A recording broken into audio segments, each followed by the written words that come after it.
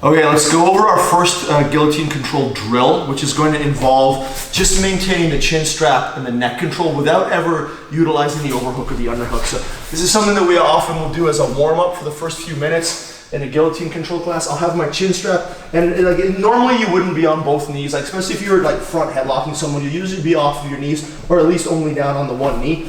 But we can be on both knees in this case, because I'm not gonna stay here for very long. I'm gonna sit out, and I'm gonna flip my partner over, keeping the chin strap. My partner's gonna try to turn.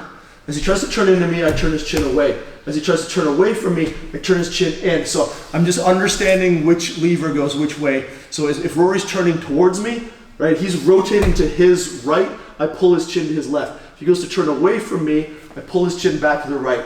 Right? And now he's gonna start to kind of struggle to get back up to his feet. I'm gonna come back up with him and post and just make sure that he can never, like, move your head out.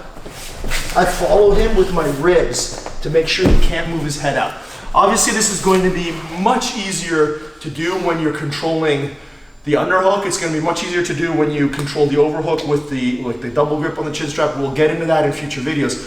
But it's kind of the same philosophy we follow with some of our choke finishes, where if we can perform the technique reliably with one arm, certainly in drilling, then when we add the second arm in, the supplementary control, everything's going to be a lot easier. So if you can just kind of manipulate your partner's chin side to side, go to your butt, come back up, and just use one hand, restricted. With the guillotine, because it's an offensive technique, I tend to think that it's perfectly okay to develop a good side and then worry about working on your bad side. Certainly there are arguments for and against that. I don't want to pretend like that's the only way. Very good instructors, very good practitioners use that method. Marcelo Garcia uses that method. Other instructors really want you to be able to understand the movement on either side because it shows true understanding of the concept. We're trying to teach you the concept anyway, so hopefully you should be able to garner a good bit of information from that and understand the movement. But when it comes to like kinetically understanding the movement, making sure your body can really do it, again, there is an argument to be made for both sides. I don't subscribe to that argument. I just want to let you know that it's there and you can kind of make your own decision.